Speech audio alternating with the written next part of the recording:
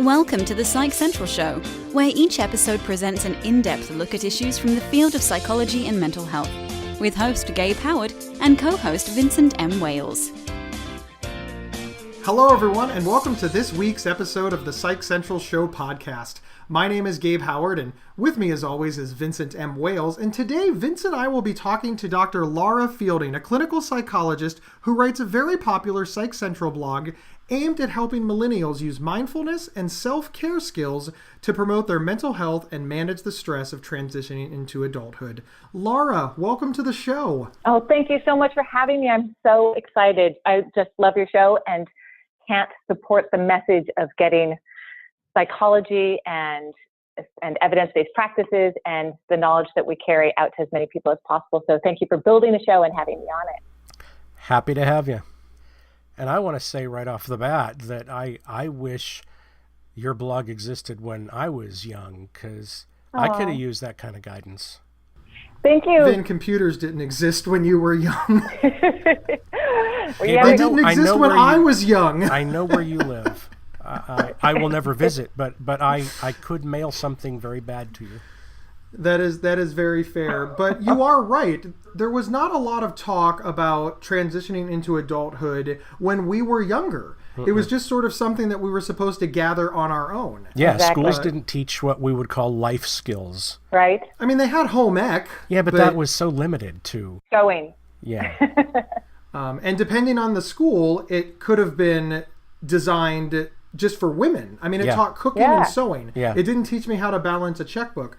So, Laura, our first question for you is, what gave you the idea for this, aside from the fact that it's a very, very good one? Well, thank you. I'm glad you agreed. It came twofold, from my own personal experience as well as from current life conditions that young people are growing up in. I actually started my adulting adventures at 15, and when I took off on my own on the road, I saw a lot of the people around me that I loved and cared for, in particular my sister, making choices or reacting to the stressors of the environment in ways that were not helpful. So judge them however you might be, they didn't lead to good outcomes in their mental health and their overall life coping and success as an adult. And then I saw what was happening in our current road conditions, as I call them, in the road of adulting, where, as you know, young people are coming of age in a time where everything they do is being observed. So we know from a long history of psychological experiments that when we do something in the presence of others that we're just learning how to do, we're more likely to kind of mess it up.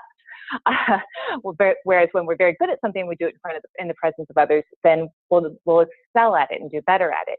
So they have heightened social comparisons from the internet and digital access. They have higher hurdles to overcome than we did in our time. And then it was just what was showing up in my office was not as I thought would show up. I thought I would see all these stories of trauma and difficulties growing up. What I saw was kids that supposedly should be doing okay, really struggling and having a hard time. And that's when I started to delve in a little bit to what's going on. And yes, when I started the blog, I said it was aimed at millennials, but I think millennials are a little bit aging out now. It's really just to anyone who is in that transition. Either it's going off to college or finishing up college and starting a new job or entering a marriage and family. It is all of those major adulting transitions that can create stress and challenge in our lives. And so that's why I wrote the book. I wrote the book both because I couldn't help the people I loved and I couldn't help my sister, and because I saw that these same challenges were sort of showing up for young people today. We should probably clarify, since you're mentioning all these young people that you're associating with, Dr. Fielding is an adjunct professor at Pepperdine Graduate School of Education and Psychology, hence all of the young people in her life.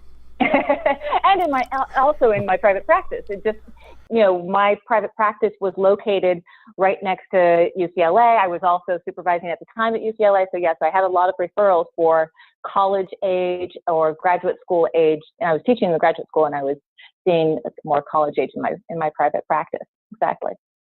Now, you mentioned being surprised by some of the things that these young people were struggling with. Can you share like one or two of the biggies that you see all the time? Yeah, definitely. When I would start to explore with my clients, well, what was going on? Is something familiar there with your family or with your parents? what I would hear over and over again was, no, my parents are like my best friends. I check in with them every single day. I can text them. I text them multiple times per day, or they're on the phone with me and they walk me through everything. So that was one thing that I was curious about at first. And what that signaled, what that parent interaction element signaled, was a lowered distress tolerance. So we know a lot from the research that reassurance seeking is actually a symptom of a lot of diagnoses like obsessive compulsive disorder, but a lot of other ones, depression and anxiety as well. And when parents are always there, and again, by proxy, the cell phone and digital media is always there as a source of reassurance seeking, there becomes less opportunity for learned distress tolerance, to see that you can sit with the discomfort and the wave will come and go. So that was one of the primary themes that started to show up. Even when I also specialize in dialectical behavioral therapy, which was developed for borderline personality disorder. Even with really difficult problems with emotion dysregulation, you can see that the environment that they grew up in, or their programming, as I call it, isn't necessarily from bad things happening. It's just from the parents constantly trying to help them fix their difficult emotions. Or growing up, even the schools actually were quite guilty of this when we had our self-esteem programs and everyone got a trophy and no one was allowed to feel bad. And this isn't just me, there's a lot of data to back this up. So that's sort of the theme that I started to see showing up. That doesn't mean that a lot of people don't experience a lot of difficulties with emotion regulation and transitioning into adulthood for more traditional reasons of difficulties in their upbringing. Does that answer the question? Yeah, it does. And it's interesting because when you were talking about that, it just reminded me of another situation that we have in our society these days, which is parents who refuse to expose their children to germs in any way, without realizing that they need to, because that's what develops your immune system. Yeah, it's exactly the same thing. Laura, thank you. I want to jump in on something that you said about, nobody's allowed to feel bad and everybody gets a trophy and everybody gets to feel like a winner. And on one hand, it's like, how could that go wrong? How could everybody feeling like a winner go wrong? And the answer is because while everybody was learning how to win, nobody learned how to lose. Exactly. And there's important and valuable lessons in losing. Mm-hmm. And I'll be the first to admit, I hate to be wrong. I hate to lose. And I don't like it when I don't get my way. But thankfully, I don't always get my way. I can admit when I'm wrong, and I know how to manage loss. Yeah. And one of the most important skills for me, and I want you to talk on this because I know that you have great information about this, a loss isn't just a loss. It's also a learning experience. Mm-hmm. It's an opportunity to gather data and get closer to, quote, winning. Mm-hmm. Can you speak on that for a moment? Okay, there's actually two things that come to mind regarding experiencing a loss. A loss is a message that needs attending to, right? So if we pretend that it wasn't a loss, then we lose the message there. I actually remember an interview after a political campaign where someone asked the Republican candidate what he learned from his loss. And I remember him saying, well, nothing. And from that day on, I was like, really? Really? So yes, we have to learn, you have a cognitive or a thinking change that happens when you have a loss. You learn, oh, that doesn't work. Don't try that again. But you also have the emotional part, right? So what most people don't realize in the effort of my book is to teach that our emotions have a purpose. And that purpose is important information about to be obvious, what you care deeply about. And what you care deeply about is the direction you want to build your life around. So if you get sort of very good, or you're raised in a way that avoids, suppresses, denies, or otherwise minimizes your emotional experience related to those losses, then you're really going to lose connection to that self part of you that really does know why you're on the planet and knows why you care about things beyond just the reasons other people tell us. So I don't know if that directly answers your question, but those losses are not only important learned or cognitive lessons, but they're emotional practice and connection to what we care deeply about. And of course, if we don't acknowledge that we lost, we can't move forward. We go back to your politician analogy. It's like, what did you learn from the loss? And I would venture to guess that there is probably some larger story that person would tell their friends and families about, well, I didn't really lose. The third party candidate stole all my votes. Voter turnout was very low. And I understand the desire to do this. I have to push those desires down as well. But when you don't admit that you lost fair and square, you don't know how to fix it. Exactly. And I think that there are many young people coming of age right now who, anytime they mess up, somebody else fixes it for them. And of course, the danger in that is all of the people who are fixing it for them, see, they learned how to fix it. Yeah. And now they're not passing that on to the next generation. Now, I don't want to turn this into like a bashing session on how all parents are hobbling their children, because that's not fair either. So let's change the focus to when you see your child, because most of our listeners are going to really relate to the parent aspect of this. When you see your child failing and they're sad and they're upset and every fiber of your being is saying, run in there and fix it, what's the benefit in sitting back and saying, you know what, I'm going to sit this one out? I might not even say that might be an all or none thing, right? Say, I'm going to go in there and fix it versus I'm out, right? And I love that you asked that question because it's so important, because really the message of being effective with our emotional experience, being nuanced, being flexible, is one of so between us, so a parent and a child, or a couple, and intra, and how do we relate to our emotions. So it's all about how do we relate to our emotions and take those lessons as signals and guideposts.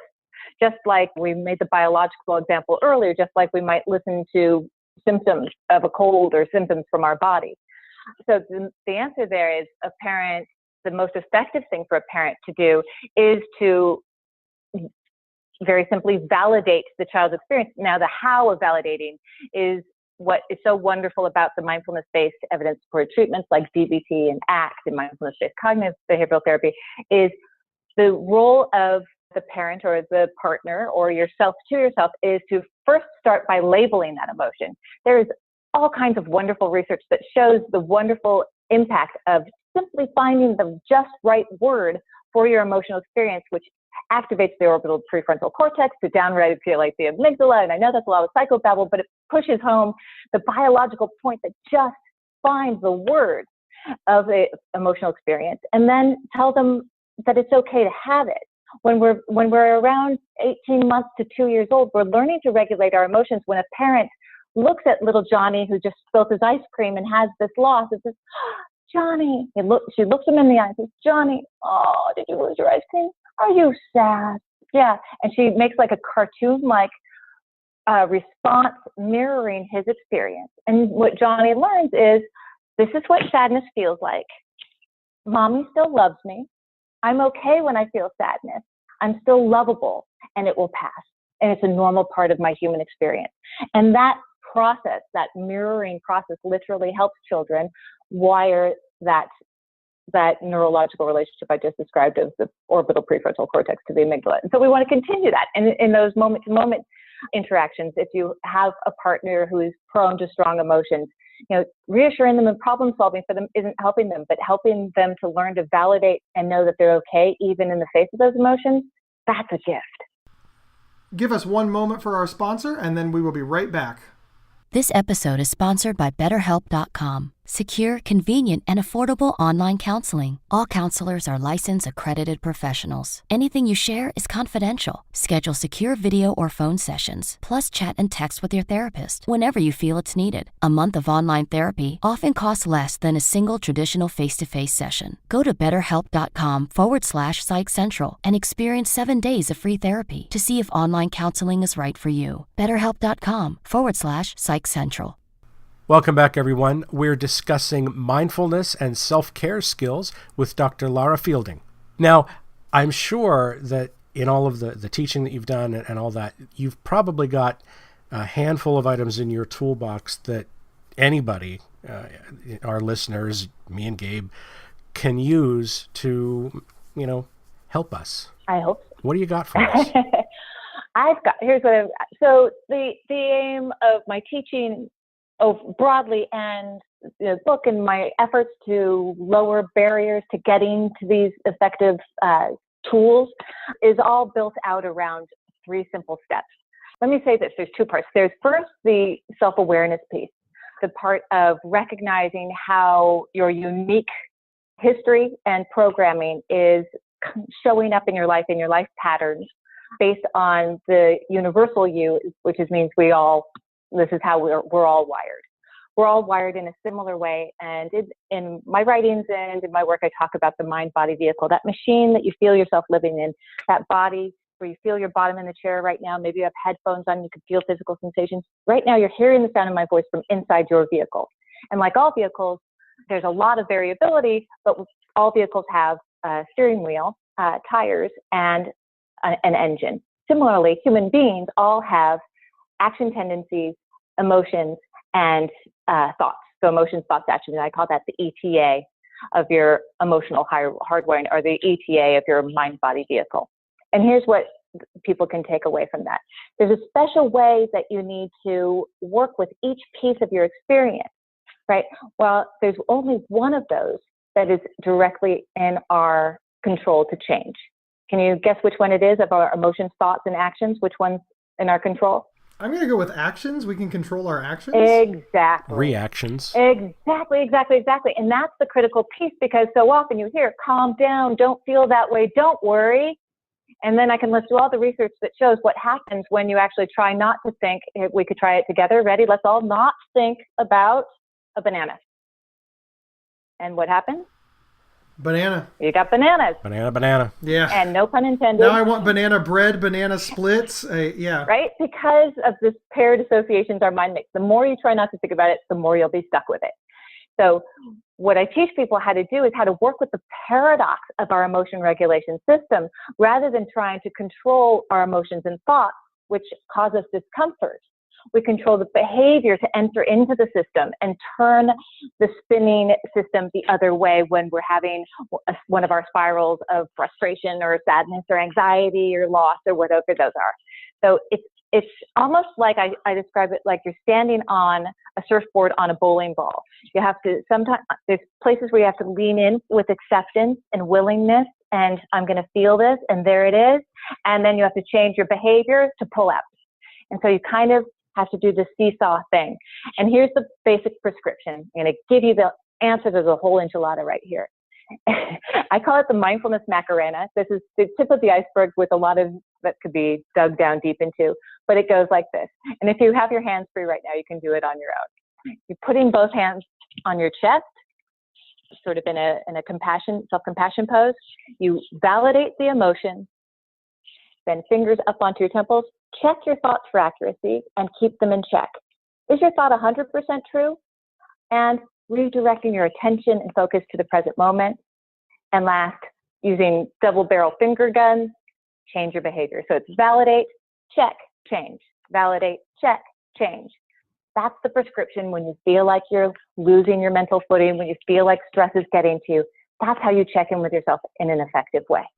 So obviously we're listening to this podcast and we're considering it, and you're not around when this is happening, but you have taught this to a number of people who are in the room with you. And I imagine that after you teach this, they have a question. Mm-hmm. What is the number one question that you're asked? Because I have to imagine that our listeners, they're doing this and they're thinking X. Mm-hmm. And I'm not sure what that is, but I bet you know. I do. Usually when I'm working with people, we're working for a significant amount of time. The very first few weeks is doing that assessment of what is my unique programming that's showing up in my mind-body vehicle. And the way I do that is with a form I call the dashboard form, or on the back end of my website, it's an online form that helps them start to recognize the patterns. It's amazing how fast this starts to show up. This dashboard form is basically in this moment right now. If you were doing a dashboard form, you'd say the facts are, we're on this call. You guys are sitting somewhere, I'm sitting somewhere. That we all agree upon. The rest, the other 4 components, are unique to each of us. What are my thoughts? What are my emotions? What are my bodily sensations? And what is my impulse right now? So I have them complete those for a while, and that is actually a very simple way of doing what we call a functional analysis. We basically are identifying their patterns. Then from that, I work with clients to help them find, what don't you want to feel? What is it when you reach for the extra cookies, when you scream at your husband or girlfriend, when you don't do the project you need to work on, when you're doing that thing you do, which is the title of the blog that I'm working on right now on Psych Central. It's called That Thing You Do, which tells a lot of stories of fictional cases where there's a thing they do and then we unpack it. So that's what I help people is I help them unpack that thing. And so the question I get asked all the time is, how do I validate my emotions? How can I check my thoughts? How can I control my behavior? And that's what I help people do by getting into the weeds of where is that thing you don't want to feel? Because that's when you see a behavior that you want changed, that there's something that behavior serves to avoid or control. Does that make sense? Is that clear enough? Yeah. It does, yeah. Yeah, I mean, it's complicated, but it's not. And I think that's the best kind of thing to learn. It really is just teaching you to stop and think and then giving you direction on what to think about rather than just being reactionary. 100%. Non-reactivity is the basic prescription. It's non-reactivity.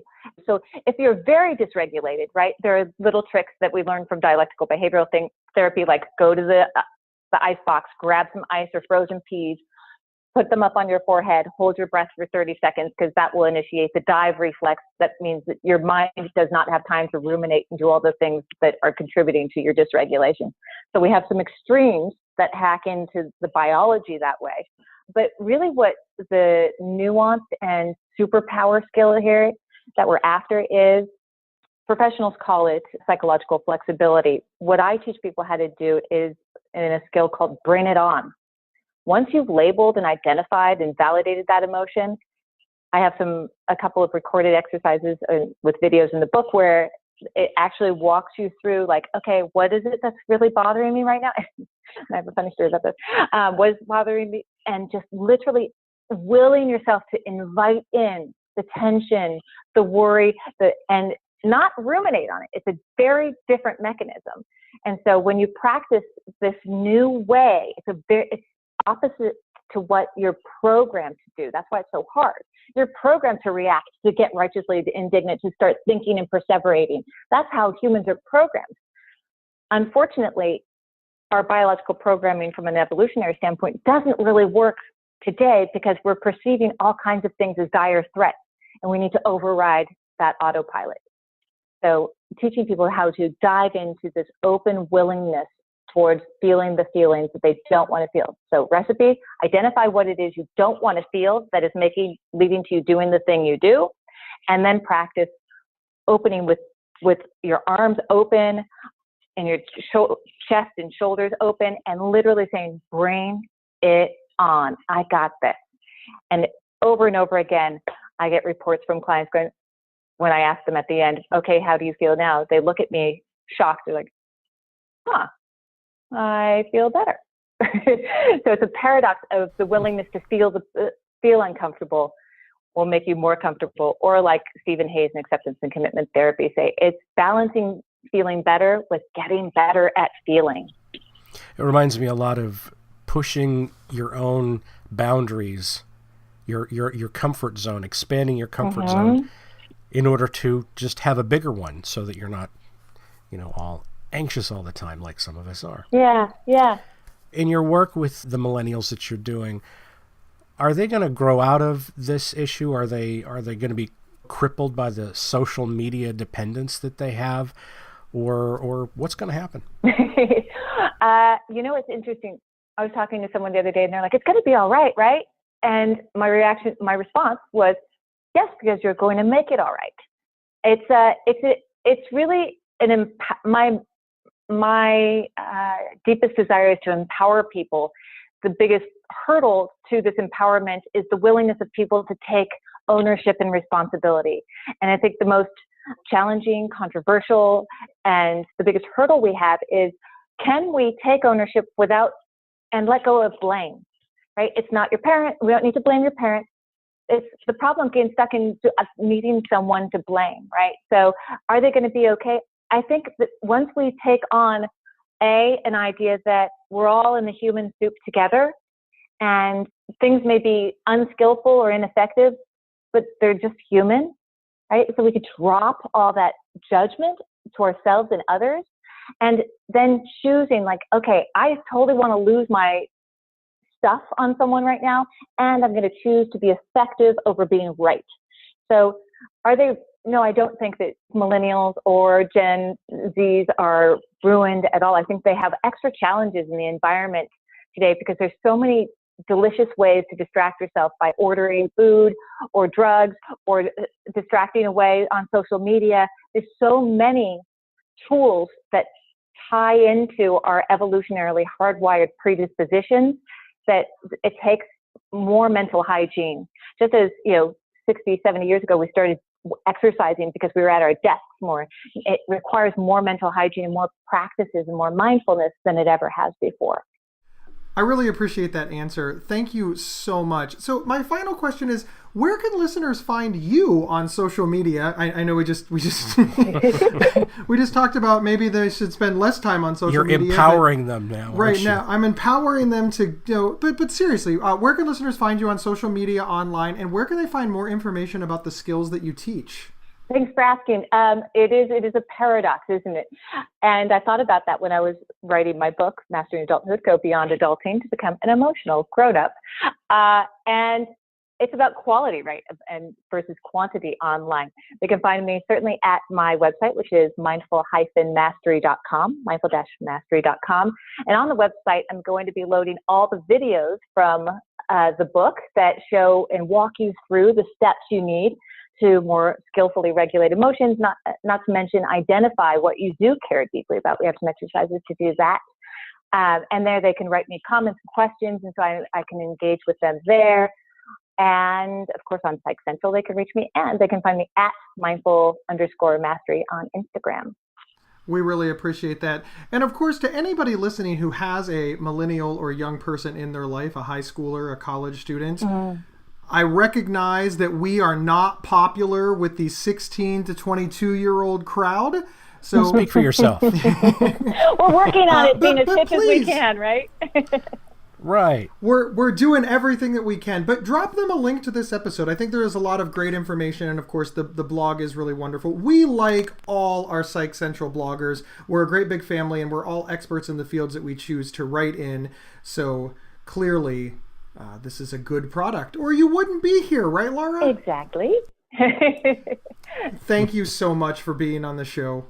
It's been my absolute pleasure, and I really can't say enough that getting these messages out to people of all ages to understand the inner workings of our mental health, and really that it's just about being human. I really love the work that you guys do. So thank you so much for having me on. Really appreciate it. Well, thank you. And we really appreciate you. And thank you, everyone that has tuned into this episode. And remember that you can get 1 week of free, convenient, affordable, private, online counseling anytime, anywhere by visiting betterhelp.com/psychcentral. We will see everybody next week. Thank you for listening to the Psych Central Show. Please rate, review, and subscribe on iTunes or wherever you found this podcast. We encourage you to share our show on social media and with friends and family. Previous episodes can be found at psychcentral.com/show. Psychcentral.com is the internet's oldest and largest independent mental health website. Psych Central is overseen by Dr. John Grohol, a mental health expert and one of the pioneering leaders in online mental health. Our host, Gabe Howard, is an award-winning writer and speaker who travels nationally. You can find more information on Gabe at gabehoward.com. Our co-host, Vincent M. Wales, is a trained suicide prevention crisis counselor and author of several award-winning speculative fiction novels. You can learn more about Vincent at vincentmwales.com. If you have feedback about the show, please email talkback@psychcentral.com.